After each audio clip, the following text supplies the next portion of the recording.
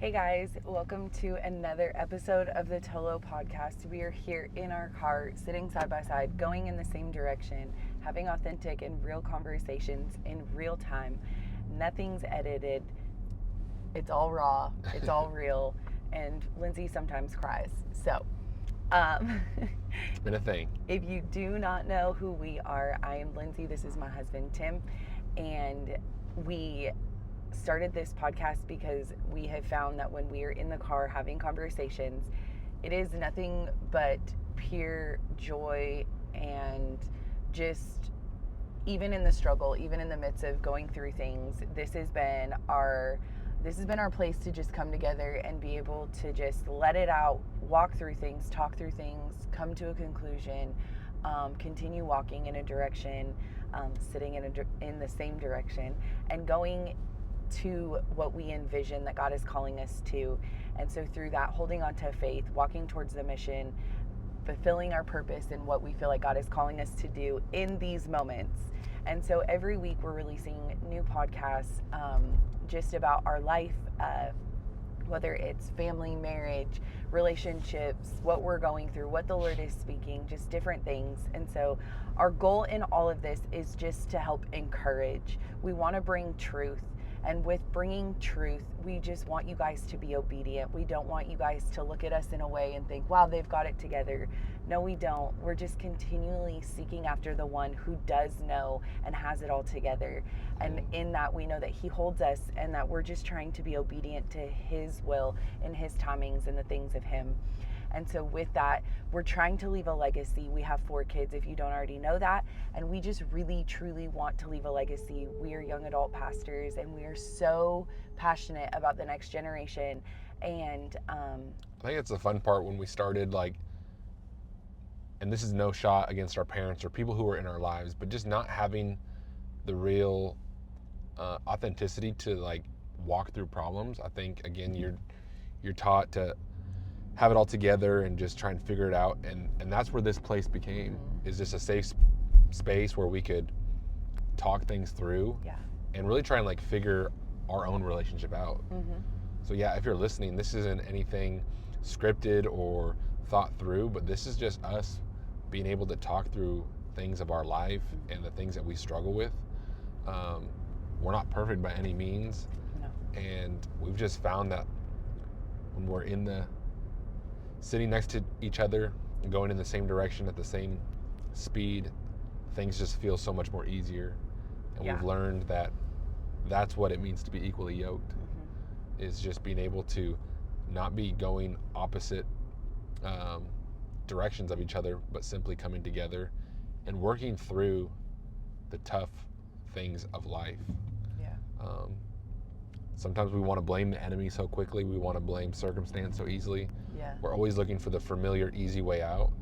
And I think God has always looked for people who want to actually just invite him into that space and walk with him. And the practical way we found that is through each other. If God gave you to me and vice versa, why would we look anywhere else? This is our first ministry. This is our first place of just being raw, authentic, and open and willing to meet each other where we're at, so that we can grow together. I'm meant to cultivate you, and you're meant to help me. And so God's just been so gracious through this, to open our eyes to that, and to see, even when we don't think we have a lot to offer, it's okay, because through the ability to be so inward focused, it's our light that comes forth to bless others and to encourage others. And so that's what I get excited about every time, is there's no pressure here for me. I've taken a lot of pressure in the pulpit and what I have to show up week in, week out to do. And even God is slowly just diminishing that. If you would have asked me a year ago, 2 years ago, if I would be willing to speak in front of anybody, let alone about religious, spiritual things, I'd be like, you're crazy. Right. But yet here we are, leaning, not on our own strength, but on what God has given us. And that becomes really fun for me to just share my heart, to share the revelation, which we've learned to come, is just seeing things in their intended way, to see things that have already been there more clearly. And that's my favorite message, is just nothing is new. It's still the power of the resurrection. It's still the power of dying to your old self, dying with and in Christ, and being raised to life through him. Right. And then you get to be ascended at the right hand of the Father in Christ Jesus, where you get all the power you need, where everything is discovered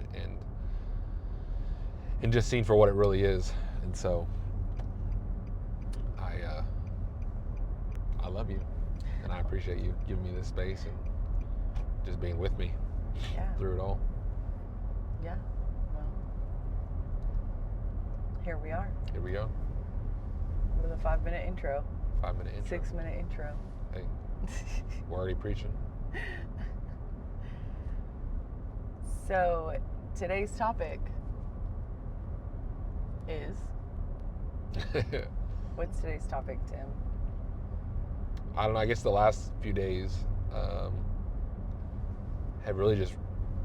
God has an amazing way of getting you out of your familiar place and pointing you back to first love, to first ministry, to what's important. Yeah. And so I think what I just want to kind of discuss is just what a privilege it is to walk with your kids and to begin to speak to them from your experience. And of course, in case you don't know, you're going to learn today again that me and Lindsay love sports. For a lot of years, our identity was wrapped up in what we could do on fields and through our talent. And right now, I think I just want to piggyback off of posture and what we learned in that moment, and how God is posturing our heart to, again, reciprocate those things to our kids first. And so I think just getting to see our kids walk through adversity, to see them walk through hard things, I'm going to try not to cry. Okay, but time out for a second. Like, okay, so we were sitting in the car, we were about to leave, and we were kind of just like debating through some topics. Because again, we do typically, I mean, there's like a plan of a topic, but like, that sometimes changes right before we record. And I was sitting here, and honestly, when we were talking about it, you threw out some good ones that I'm not gonna like say, because we'll probably go to those for another week, but another time. But I was sitting here thinking, don't shoot down what he's saying, because I tend to do that, right? Like, I'll be like, no, we're going to do this. And I was Let's like, just be real. She don't think I hear from the Holy Spirit. That is so not true. Oh, it's okay. That is not true.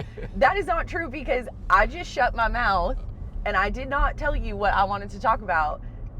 But in my mind, the whole time I was thinking of in the car yesterday with Bentley. I'm not stupid. I'm not saying you are. I'm not trying to pick up my own shame, okay? Okay, well, Oops, right.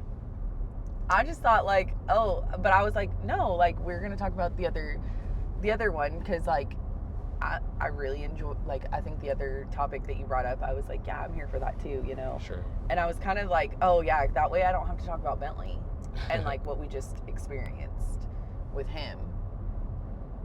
But that's hilarious that you just...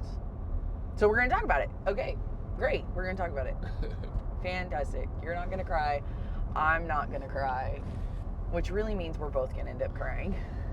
I've already cried a little bit. It's like I got my sunglasses on. Oh my goodness. Yeah, I think like sports, walking through this week has been interesting, for sure. I was literally thinking this morning, like, I was trying not to pick up some shame that, not really on topic, but just like in the moment of just like, okay, Lord, like some shame of just Lindsay and like who I am, how I operate, how it can be a little bit much for people, how like people don't understand me. And I hate those excuses when other people use them of like, oh my goodness, like people don't like me because I'm too much. And it's like, okay, well, like, are you self-examining, right? So like, I don't want to get off topic because I really want to get into this. But it's like, It's good context, though. I was really trying not to like, just immediately go to like shame and guilt of who I am. And the Lord just kept reminding me of being in the car yesterday when it was just us and Bentley, and just talking through with him some things, and just feeling like my entire life I played specifically a sport. I mean, I did play basketball too, but I knew the goal, I knew the mission, I knew what we were putting my hand to, the effort, the attitude, like the feelings, the stuffing of feelings, like working through things, deciding what to work through, deciding what not to work through, like knowing how to hold yourself, knowing how to hold yourself accountable, like so many things we can go into, and knowing a standard. Right. And I grew up in a Christian home, a Jesus-loving home, a Bible-believing home, and yet I feel like my parents represented who Jesus was very well outside of the church. They didn't just hold it only in the church. And then I feel like my parents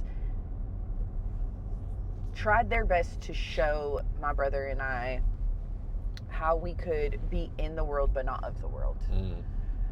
How we can still be in a church but not fall into religion. So I'm super thankful. Didn't realize it until, all these years later. Right. But I think when you have your own kids, and then you start to walk through things, and you start to stand for things, and then because you're ingrained in the things that you've learned, that you've walked through, and nobody else has a reference for it, you walk into something new as a parent, and now you're a parent, so now it's like double whammy, right? Like, my dad only knew how to be a parent to a ball player. He never was he was athletic, but he never pursued athletics like I did. And so then it was like he could coach it, but paralleling to understanding and taking it to the next level, he couldn't do. And it's okay. That wasn't his capacity. I have a hair in my mouth. But here I am sitting, and I played ball with some really amazing people who went on to play college ball, went to do amazing things, are coaching, are moms, are business owners, amazing women, giving back to their community. And I think it's because it's easy to then just dumb yourself down and be like, well, I didn't do everything they did. But knowing I still got to go along the process with them. I still was in those rooms. I still was in those environments. I still was held to those standards. I do know that realm. And now I have a son who longs to play a sport, and here I have all the qualifications to get him to where he believes he wants to go, yet wanting to protect him, because I know that it did identify who I was. I made it my identity. I made it everything and more. So then it was hard, even though I didn't complete playing at the college level, it still was hard to come out of that. God now made it really abrupt for me, but it still lingered. Yeah. It's still in me today. And and you're talking 16 years later, 15 years later, it's still in me. I can't get away from it. I don't play cards. I try not to do competitive things unless it's just with myself, because I know my competitive nature. It's still there. I can't get rid of it, unfortunately. But then it's saying, okay, I'm never going to put my kid in a situation where he's going to have to feel pressured by sports. Well, by nature, that is what sports do. They put you in pressured situations. If you're putting them in good, you're going to be in pressured situations regardless, because we're dealing with people. But yeah, having to walk through, your mom could answer a lot of your questions. Your mom could, quote unquote, solve a lot of your problems. Your mom could help make the path for you. Yet, I really don't want to. Yeah. because I know what that holds. And yet then trying to balance it so that he can still feel like he's competing, doing something he loves, it coming from the right place, like Right. trying to steward it a little bit better, but then feeling as if you are the black sheep of the family. Yeah. I mean, really, like, and so then, yeah, I think the thing that I struggle with is Lindsay. I mean, because obviously not all of our listeners are parents, but I think the thing that I struggle with is like, what am I doing wrong? God, why did you take me through, 14 years of my life of travel softball, of Olympic softball, of college softball, of recruiting, of all of these things? Like, I don't understand. Yeah. And then I have this kid sitting in my car who's crying, and the pureness of his heart. Like, there was a moment yesterday when he was crying that I just like, I literally was like, Lord, I can't protect him. Because if I take him out of the sport, I'm not protecting him. I'm enabling his feelings, which he even admitted, which I love, that he was like, the way I'm feeling is dumb, and I know it's dumb. Yeah. And it was like, but I'm totally okay with that. Mm-hmm.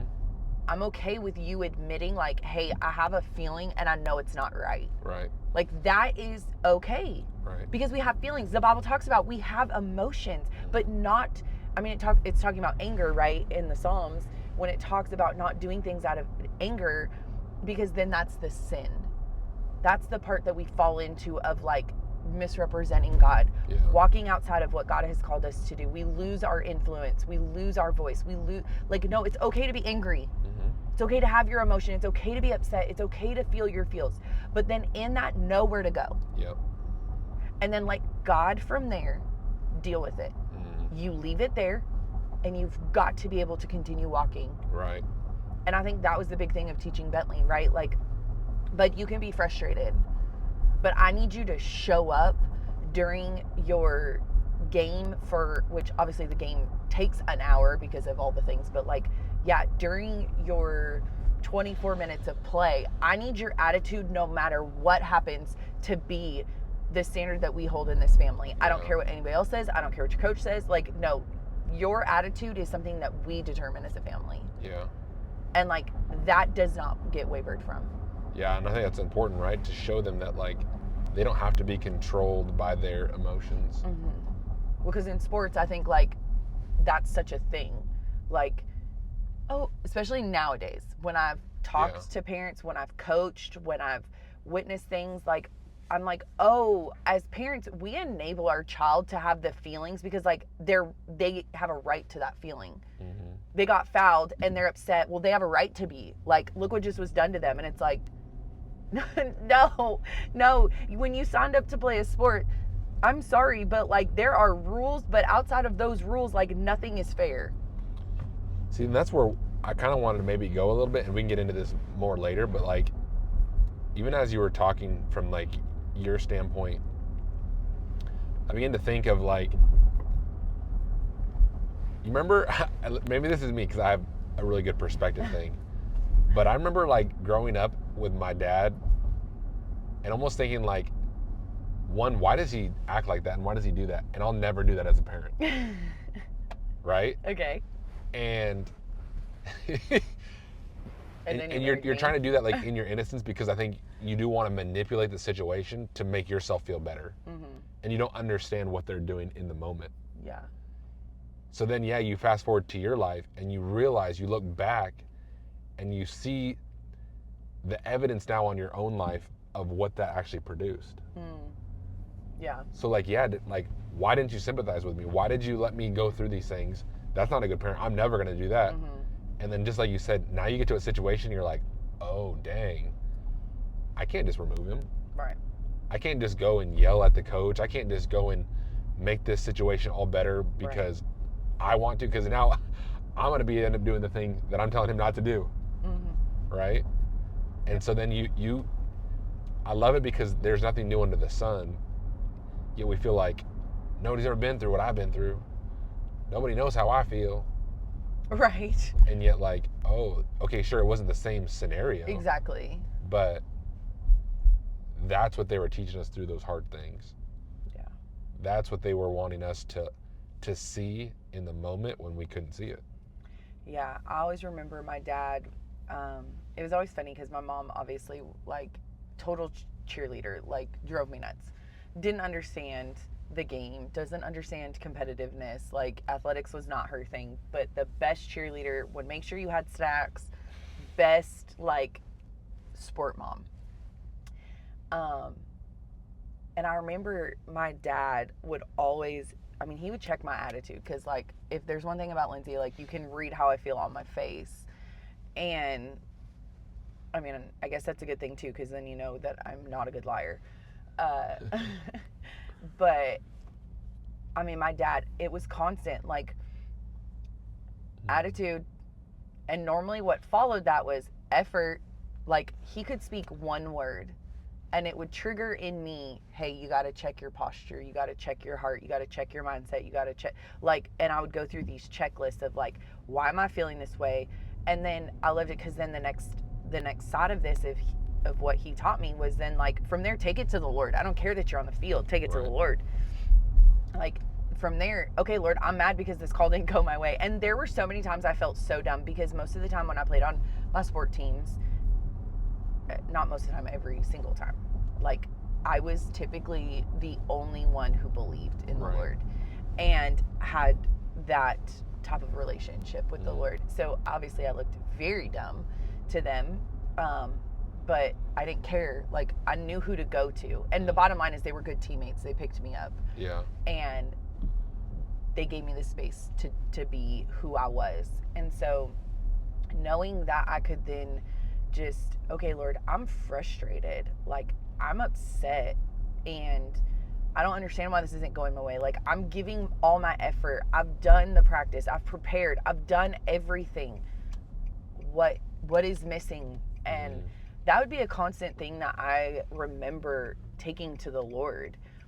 Well, yeah, because looking through one word, he could get your focus off of yourself, yet having to evaluate yourself to know where you're misaligned. Yeah. Sorry, I didn't mean to interrupt No, you, I but love think it that's so because good. I agree. Like, again, I think it's just this, like, common thing. The more that, as a parent, I, like, realize, like, how much my dad does point me to Jesus, and how much in his parenting it was so different. I mean, I've yet to hear somebody or when I was a kid ever see anybody's parent them the way that my dad parented me. And so very different, very off the wall. But I'm gonna put it. I mean, it was, let's be honest. I just like how I never. But yeah, so I mean, for me now being the parent, and it's like having to understand that, like, when you go into places in sports, because that's what Bentley's in right now, and really you could say into anything that you walk into, your job, a relationship, church, a small group, a friend group, a workout group, like, it doesn't really matter. Wherever you walk into in your life, you've got to be so rooted in knowing what God is, like, doing in your life. Because for Bentley right now, when we say, like, hey B, like, what do you think God's calling you to? Like, he's still in that innocent, like, dreaming stage, and, like, he wants to go to North Carolina. Like, outside of that, like, anything's on the table, really, because he's like, I don't know, I could work for Dad, I could do that. Like, there's so many things on the table, and he's not, like, narrowed it in or zeroed it down or whatever you want to say. And I think that's pure for him, and that's okay. I don't want to push him so hard that he misses what actually was intentionally there for him all along, but I also don't want to just enable, like, this mentality of not having any vision, and then never working towards something. So I love it because he is putting his hand to things. He's putting his hand to basketball right now. He's putting his hand to working with you. He's putting his hand to guitar. Like, he's putting his hand to things right now that, like, yeah, God, whatever your will is, it's gonna happen. But I think that's where it gets hard.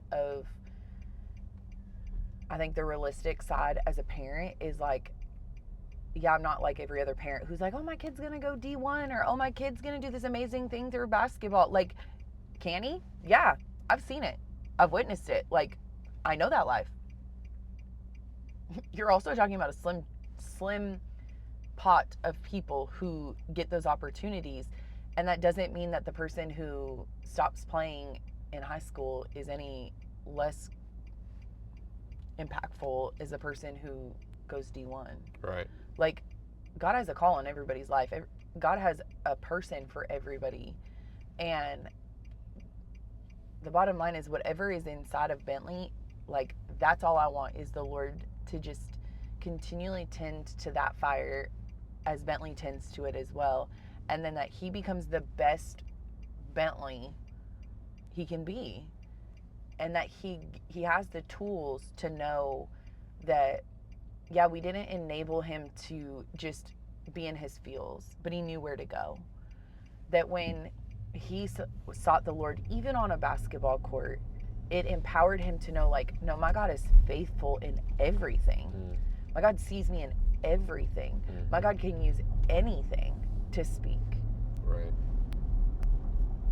Like, he didn't just use a burning bush in the Bible. Like, he used a basketball court. You know, for me, he used a softball field. Like, why can't he? Right. Like, he can. But I think seeing his little heart be so, like, just down and out about knowing that, like,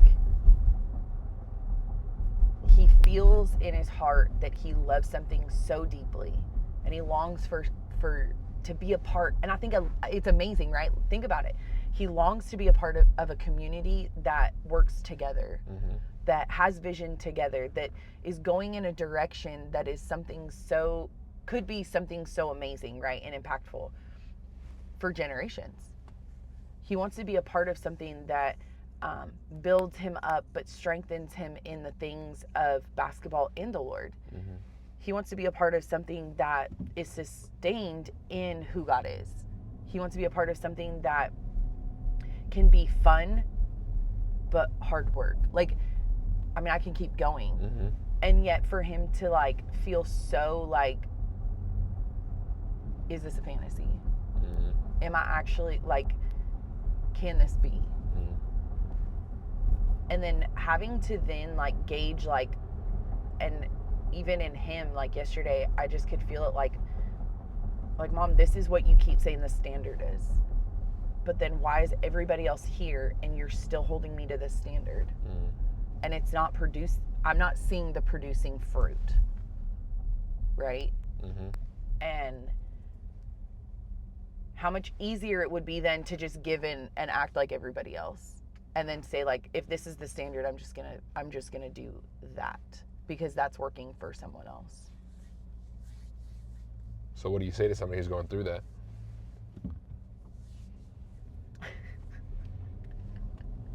You know what you're doing.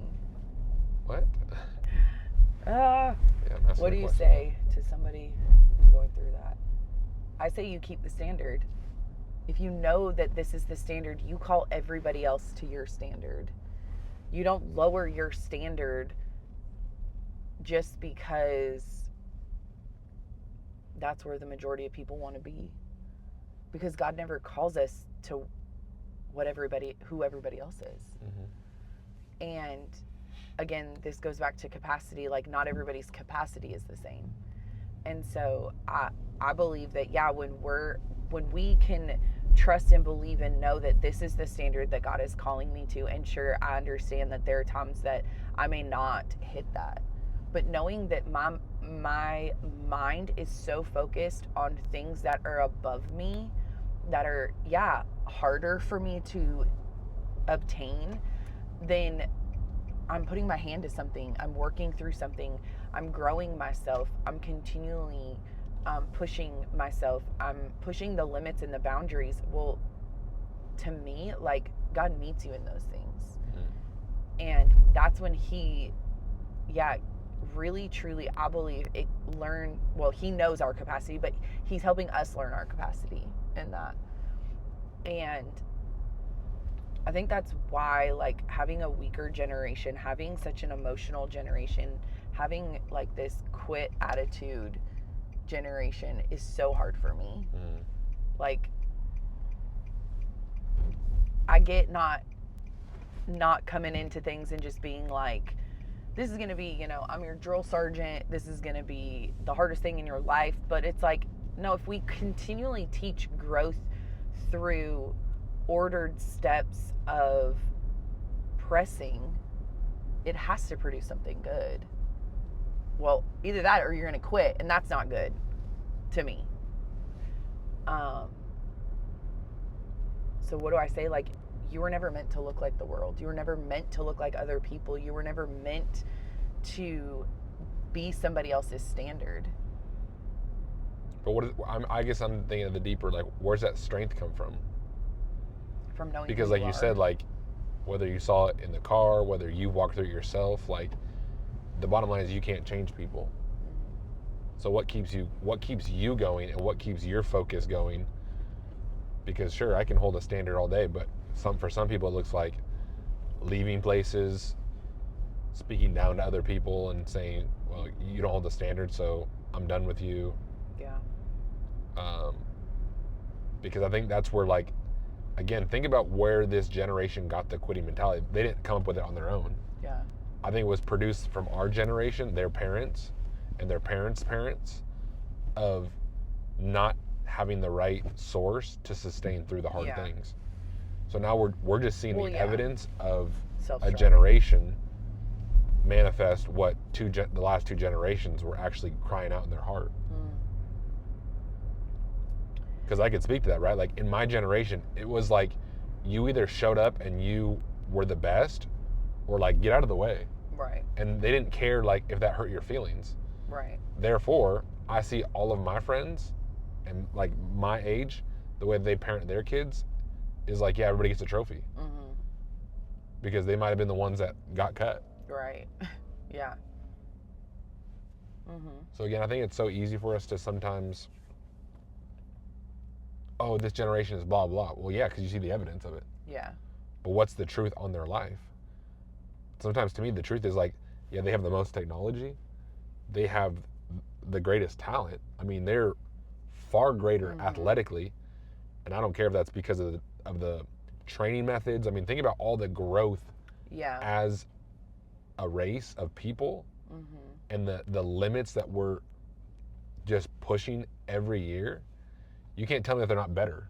Yeah. Right? I mean, it's even like, when you really think about it, right? And I'm not trying to start an argument of like who's better, LeBron or Michael. I'm just saying, like, those people were so good, but yeah, they had the mental tough side. Right. Where, like, I think you think of athletes today, they're athletically superior. I'm not going to lie. But I think because you have a mindset like Michael Jordan, yeah, you're not going to lose. Right. Because you know how to break them. And so I'm just wondering, for people walking through life today, and we can't press the reset button like they do on their PlayStation or Xbox, where would you point them to find that source that they are enough? That when everything seems to be failing, you can't find the evidence that you're doing anything good, yet you have to keep going, because you know if you quit, it'll be for nothing. Yeah. If you quit, you're going to be the one unhappy. Well, yeah, I mean, obviously, like, that's God, right? He's the source that gives the ability. He's the source that gives the strength. I'm going to even say the will. That's a good word. To want to do those things. Yeah. Because, yeah, like you're saying, if I don't do it, then I'm unhappy. And I think we can really pull that into anything in our lives. Like, it doesn't have to just be sports. I think sports tend to be easier, one, because we're talking about our kid, and two, because I know what it's like to have my identity wrapped in it. Yeah. But the bottom line is, like, yeah, I can then talk about that from the place of like our current life. Like knowing that all along you've had something inside of you burning, and everything else that you've tried like sustains for a short period of time. It gives that high for a minute, right? And then it gives that dopamine, and then it's like, yeah, after that like dies out, the Lord's like, hey, I'm still waiting. Like, I put something inside of you that if you tap into it, like there's so much more fullness there. There's so much more greatness there. There's so much more that's sustainable. And so to me, it's knowing that I don't know my fullness. I don't know my full potential. Okay. Yet I know that I have a desire inside of me that is longing to come out, and I just want to find where that can be implemented to glorify God, to bring myself into that wholeness, to bring others into their wholeness, and just to continually walk in such a way that like I'm constantly being reminded of who God is in everything that I do, not just that I say. I want my actions to reflect that. I want my life to reflect that in everything. And so to me, it's really truly wanting to walk in a direction and in a way that like doesn't make sense to the world, but makes sense to everything inside of you. It's this desire of like, Lord, you've put things, right? Like we all have different talents. We've all have different like abilities. But how can that be meshed with, yeah, my partner, my friend group, my people in my small group, you know, my sports team, whatever. Like, how can that just be an addition to then represent Christ and bring him to the forefront in everything? Like, yeah, I don't know if that answered your question. Yeah, it kind of makes me think of like Moses. Like, here's a guy who felt inadequate, never knew his capacity, never knew his talents, has a crazy interaction with God, comes to the like trust to say, okay, you know what? I might not have it all, but I'll at least take your word and I'll walk it out. Sees amazing things. Like I'm thinking right in this moment of like, as you were talking, like literally sees a sea stand on edge, split, walks on dry ground. Yeah. And then gets to their side and like within minutes they're like, let's just go back. Right. Within days they're like worshiping, they're making other gods. So I guess I always get this thinking of like, man, I think you could show people Jesus and they're still gonna miss it. You could show them the most miraculous things that you could experience. You could be a Peter and walk on water, and next minute being like, Jesus who? Like, I don't know who you're talking about. Yeah. And then in church we get this mindset of like, oh, it's my way. Like, oh, I would change that person. Oh, I could do that. Oh, you know, like just this like selfish, like I know it all. Yeah. And those are the same people that within a bad situation want to quit, want to give up. And again, like I'm not calling anybody out, and this isn't a bad thing. This is like the real, authentic emotions that we deal with, and we can experience the highest of highs and think, no weapon formed against me shall prosper. I'm the head, not the tail. Right. And the next minute, you're like, I want to hide under a rock. Yeah. And when I really started to get to walk with Pastor Shane, and he would say like, yeah, I want to go home and just like cover up. Yeah, crawl in bed and in the fetal position, and just I'm thinking like, what are you talking about, dude? Right. Like, you were one of the most anointed. Like that sermon was on my best day 3,000 times better. Right. And you're over here throwing a pity party. Yet now that I'm kind of like walking in those shoes, like I know exactly what you're talking about. And so I think just to like again see in a moment with our own son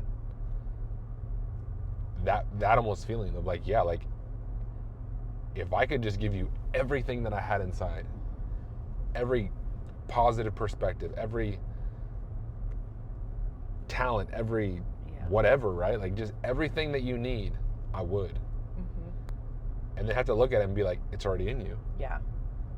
Now we get to walk out the process of like you discovering it. Mm-hmm. That you finding the source in the valley.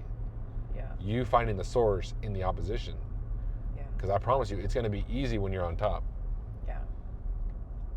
But who's there when everything is gone?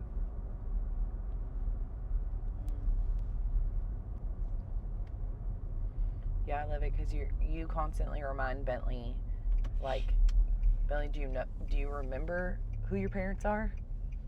Like, it's in you. And which I think sometimes too, that's where I get caught up, obviously having a boy, which I love that we have a boy first. And obviously because we have a boy first, I don't know what it's like to have a girl first. But I think for me, it's this special bond of knowing, like, sure, I don't know male sport world, but I know the female sport world, and it's a lot harder than the male sport world in the sense of like your numbers are way less, so your chances are way less, right? And well, in today's society, they're all the same. Oh, okay. Okay. Shots fired. Shot fired. We're old school. Yeah. But like knowing that then from there, like how much you remind Bentley, like, hey bud, like you are your mom, you are me, and you put us together and we get you. And like you remind him of that all the time. Like you remind him of like, hey, this is how, mom was coached. This is what Poppy did. And you make it so practical for him that like I do watch him, especially last night, like, or yesterday, like he does believe it. Mm-hmm. He does believe that he can do it. Like there is no doubt in his mind that like he is not athletically like gifted to play basketball. Like he believes it. Mm-hmm. And I love it because we remind him, we both are good about, like you especially are good about reminding him of like, hey bud, like, but what can you do better? Like who can you out hustle? Who can you outwork? Like, and not to put them down, but to elevate yourself, right? Mm-hmm. And so most of the time when he tells you about practice, like he tends to tell you about like, yeah, who he scored on, what move he did on this person, who did he beat in lines, like he's telling you those things. Mm-hmm. And when I pick him up from practice, he probably meshes these together, but like when I pick him up from practice, it's about attitude. Who had the best attitude? Who had the crappiest attitude? Who backtalked? Who didn't stand up for the truth? Who lied? Like he starts telling me those things. And I think it's because the conversations I have with him a lot of the time are out of, like your attitude and your effort. Mm-hmm. And I love it because paired with what you constantly are telling him is like how to work hard, how to mentally see it and do it, how to put your practice to the test and really show out and show off in a game, but knowing that practice is what makes you. Mm-hmm. And so when you mesh those things together, like we get a ball player. Mm-hmm. And now it's teaching him like and encouraging him like, hey bud, like this isn't everything. And I think that's what makes me sad is like he's about to be 14 and the conversation we had yesterday was all about like when it comes to an end. Like this time will end. And when it does, what is still going to be there for you? The Lord. What is God going to teach you through all of this? Those are the things I want you to start seeing. So like we're already calling him to a higher standard. Like we're calling him to, okay, great. You know how to have the attitude. You know the standard for attitude and effort. You know the standard for hard work. You know the conversations that are going to be had around making sure you're pushing your teammates, making sure you're holding the standard of integrity, making sure that you're constantly doing your best. And if you're giving your best, then that's all we ask for. And there's times where, yeah, he'll admit, like, oh yeah, no, I didn't give my best effort, I didn't give my best attitude, I didn't give my best, athletically speaking, I didn't give my best whatever performance wise. But knowing that, like, there's room for the grace to, like, just be encouraged to know that he can still grow, but also for him to learn and know, like, yeah, bud, like, this season will end. But what stays is what you need to pay attention to. Because what stays could be a bad attitude, a poor me attitude, I've been wronged attitude, I deserve attitude, everybody else is against me attitude, nobody actually knows. Like, he could start to develop that. Right. And that'll take root and that'll become who he is. Or we can teach him, like, yeah, bro, like, life ain't fair, sports ain't fair, show up.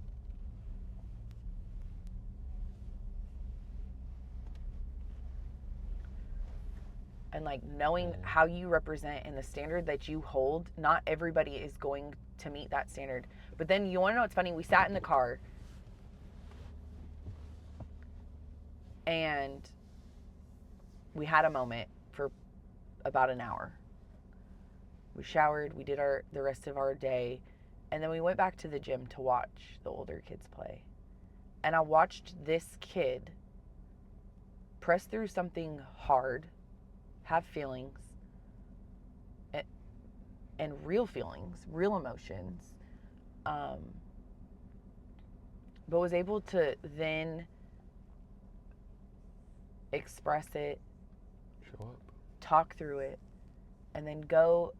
And even though he wasn't playing, yeah, show up with an attitude of, like, I'm a part of this team. We can still operate together. I can have a good time, but I can stay true to what I know is right and, like, still draw people in. Like, they live simultaneously together. That's right. It's what I'm learning in the Psalms. Like, David in one moment is... Typically, every psalm so far is starting out where he's, like, in distress, emotional, angry, frustrated, being hunted, poor me, what's going on, Lord? And by the end, the Lord puts him at rest. He's able to rest in who the Lord is. So he's able to operate in his calling and in his anointing. But then in the next psalm, we're back to the same thing. Yeah, and the same structure. It's the posture, though, that God says, this is the man after my own heart. Right. Because, again, if I can get anything communicated, it's not about figuring it out. Mm-hmm. It's about coming to God when you don't know what to do. Yeah. And the rest that you can find, and rather than spending so much time and energy trying to change people, you just draw closer in Him. Mm-hmm. Yeah. He restores your soul. Yeah, He's going to prepare a table in the presence of your enemies. Mm-hmm. So, like, it's not like we have a God who's like He didn't just come to condemn the world and just, like, hate and kill all the bad people. Right. In fact, I think when you're on His side, it almost looks like He loves them more than you. Mm-hmm. But He's like, bro, you're on my team already. Why do I need to show you love when I need to show the people that are lost? Right. But we get so obsessed with, like, no, I'm right here, love me, and, like, yeah. I need this, I need all this. The attention. And it's like, you're just jealous. So then, okay, I need to get that jealous heart out of you. I need to get this bitterness out of you. I need to get this, whatever it is. That's why it's okay that there's still a little bit of darkness in you. There's something else that needs to be sacrificed, something else that needs to be crucified to the cross today. Yeah. And so, yeah, to walk with our son, to see, like, now you're going to start to understand what it means to die to yourself daily. Because, yeah, you have every right to feel a certain way. But you know what? There's kids that, like, how sorry and how sad to see them that's where they're at. Mm-hmm. What are they missing on their end that they don't get parents like what you have to truly show you what the Heavenly Father is like? Mm-hmm. That, to me, is just, you don't know who the Father is. Right. And then it reminds me, like, those moments remind me of, like, hey, Lindsay, where you're walking, your kid is following.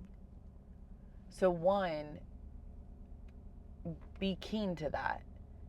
Because no matter which path we choose to walk, our kids will be in line in it and they'll see it.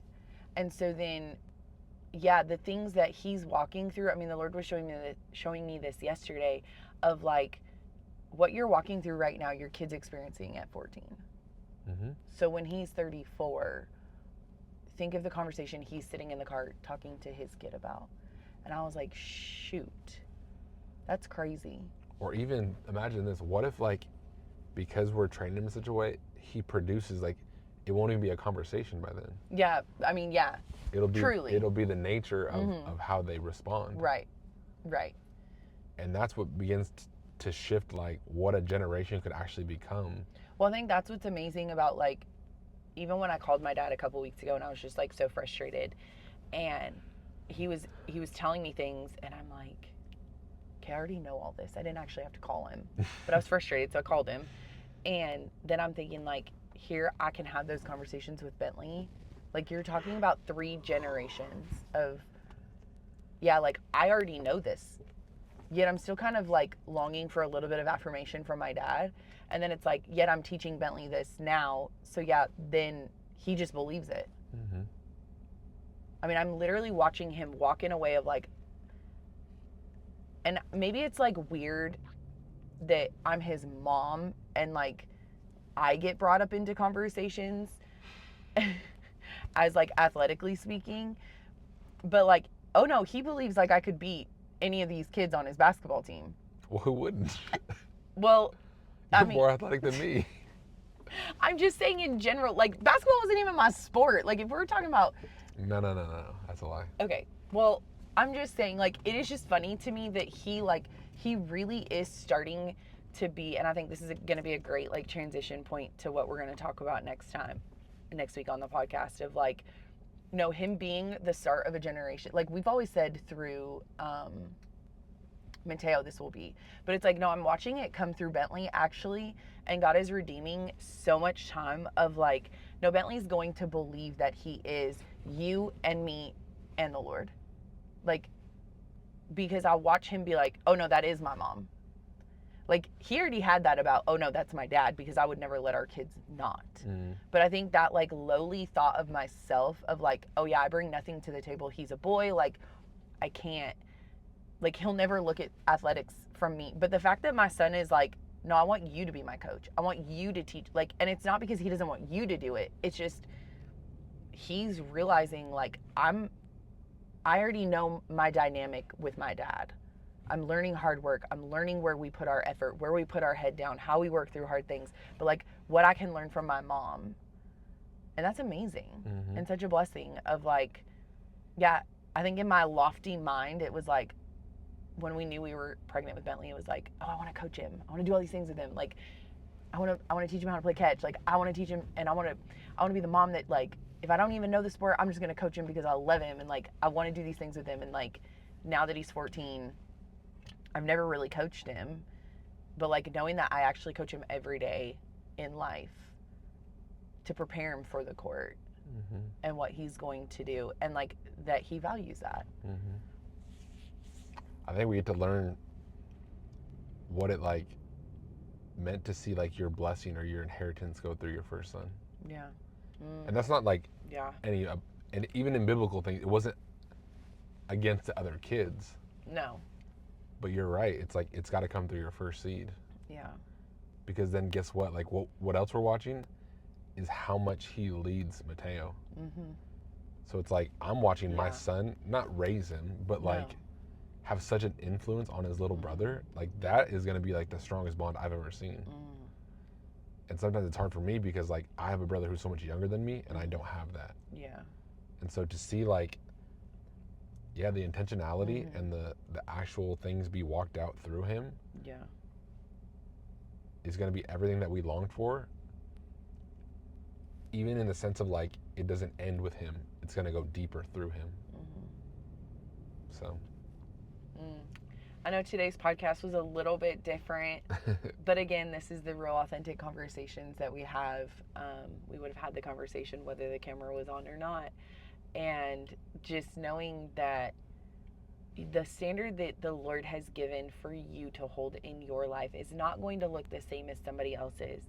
But do not judge their standard because their capacity is different. We talked about capacity, and you don't know their capacity. So ask God to give you the lens to see them how He sees them. Because you don't know what they're going through. You don't know the struggles. You don't know what they're having to overcome. You don't know any of the depths of that. And if you do, you love them through it to have the grace there, to hold them accountable, and don't allow them to get stuck in lowering their standard. No, God spoke. This is what we're going towards. And same for yourself. Hold yourself to that standard, knowing that not everybody is going to look like you. And that your standard might be hard, but don't compare your heart to somebody else. Don't compare your life to somebody else, because you really don't have any idea. You don't.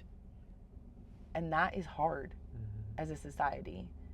But knowing that your standard, what you're being elevated to, what you're being called to, whatever word you want to put there, you're the one meeting that expectation, that mark. And realistically, it's all about the process that God is taking you to get there. And I think of it as something that's like this, not like this. A ladder. Yes. Because from there, I'm climbing it. I'm getting somewhere. But realistically, God is continually raising the bar. If the bar is not getting raised, then you're not growing. And if you're not growing, you're dying. And God loves you too much to leave you the way that you were yesterday. So if there's one thing you can do today to grow, one thing you can do to tell yourself mentally you can do it, one scripture you can hold on in this process, one Bible character that you can resonate with in this season, like God will meet you in those places. That's right. And just know that you're not alone, and that the struggle that you're walking through is actually the thing that is helping you survive and grow into more of your wholeness of who God has inside of you and the desires that are about to come out and flourish. That's good. Put your boots on, walk through it, because good things are coming. Yeah. They have to. And leave a ceiling for the next generation to continue. Yeah. I think so many times we get discouraged and we think it's going to die with me. And that's only if you allow that mindset to overtake. I encourage you to go read Philippians chapter 3 this week. I was reading it this morning. I'm going to be preaching on it, and such amazing things to this very topic of standard. Yeah. And kind of the meaningless arguments and disputes we get, even within the church, that cause division when there's such a greater thing to be focused on and to be walking through. So it's a mix of already not yet, and knowing that, yeah, we are human and we get frustrated and we want people to see our perspective, and that's okay, but just grow through it, walk through it, and elevate your perspective. Ask for the mind of Christ. Ask for Him to re-grip you. Ask Him to just meet you again where you're at, because there's no shame. Yeah. It's simply, where are you? Come out of the isolation, come out of the hiding, and into the fullness that you were meant to walk in. And from there, His grace is sufficient. Yeah. So we love you, we encourage you, and have a great rest of your day. Yes. TOLO out.